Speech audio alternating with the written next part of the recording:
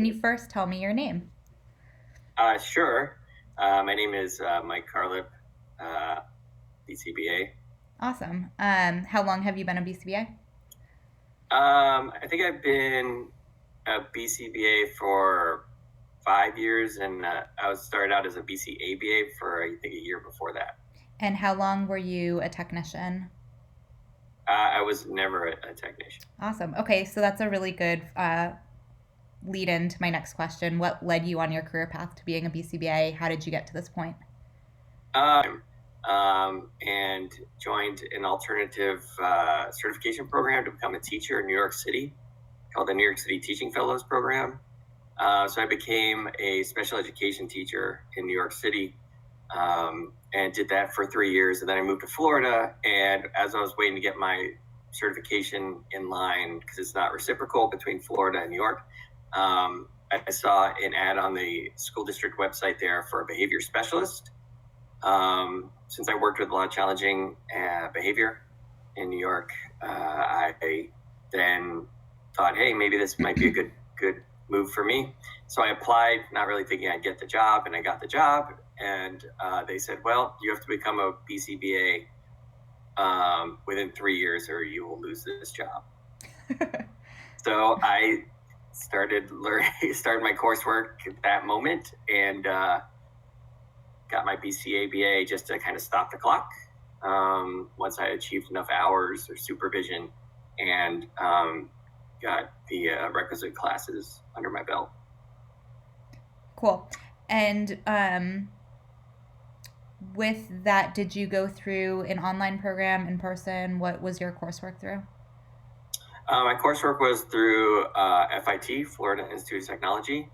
So I did their coursework. Awesome. Um, what prominent figures in the industry have inspired you along the way or currently, and why? I'd say, obviously, well, I guess there's two now that I think about it.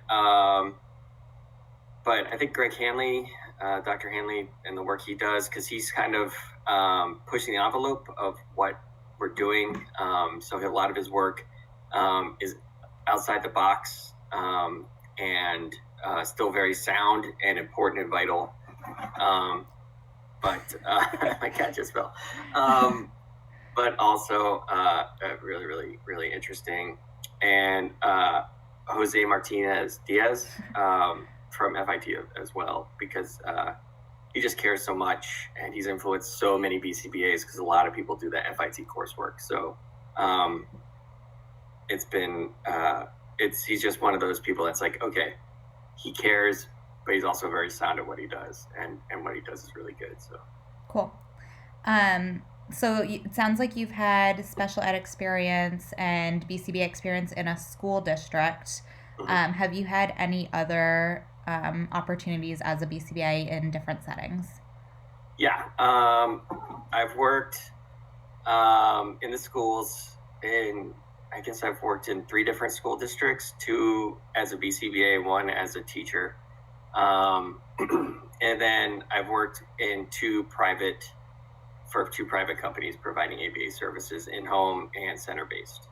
Can you describe the biggest difference between in home and center based versus a school district and what those roles vary as? Clinically, school districts there's a lot more federal oversight as far as what's in the IEP, and any applicable state and federal laws.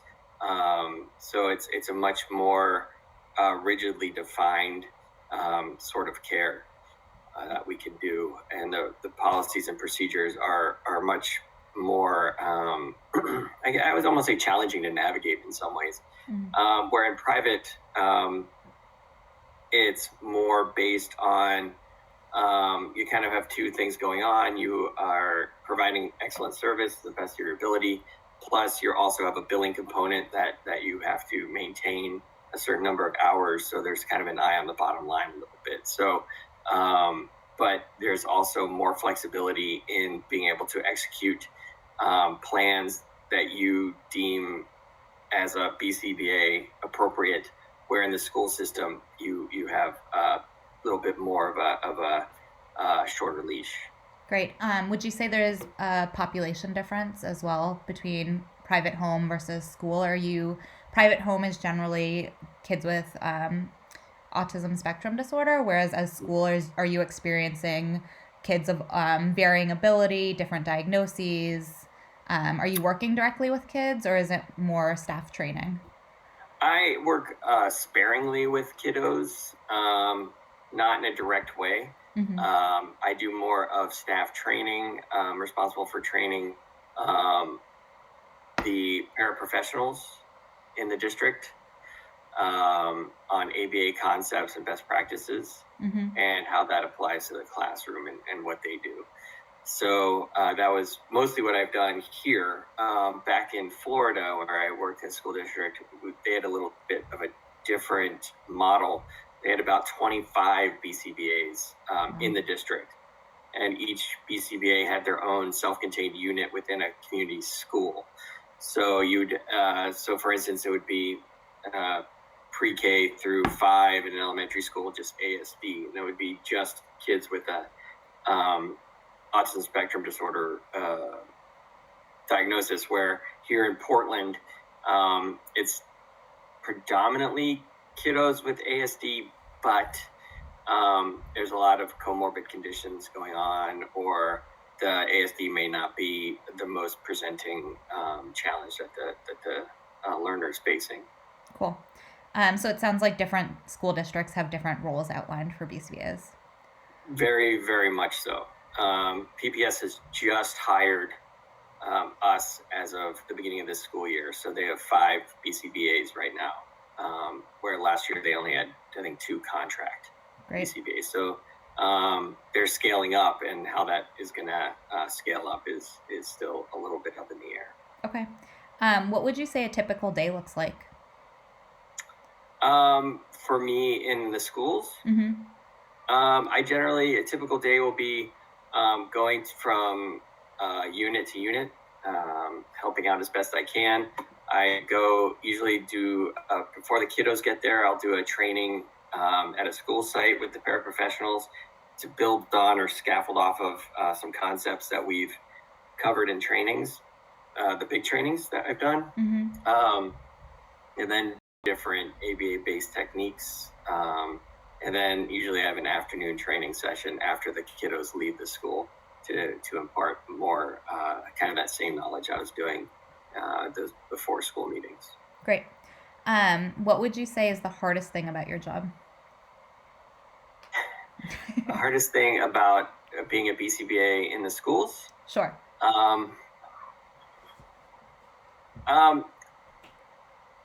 You get kind of used to, I think, in the private area, being able to kind of just jump in and I'm not saying kind of just haphazardly implement things, but there's a little bit more flexibility where it's like, I think we should add this program. I see a deficit, and I'm going to add this program in and kind of work with that, where perhaps there is not as much latitude in a school district to kind of work as a well-trained practitioner is used to doing in the field, but rather you have to kind of follow policy and procedure a little bit more closely, because it is basically a government entity that Mm-hmm. you're working with.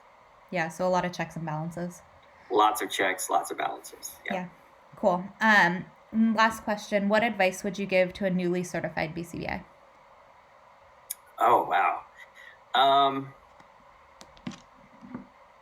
You know what you're doing, I think, is the biggest piece of advice. Like, you were supervised for thousands of hours.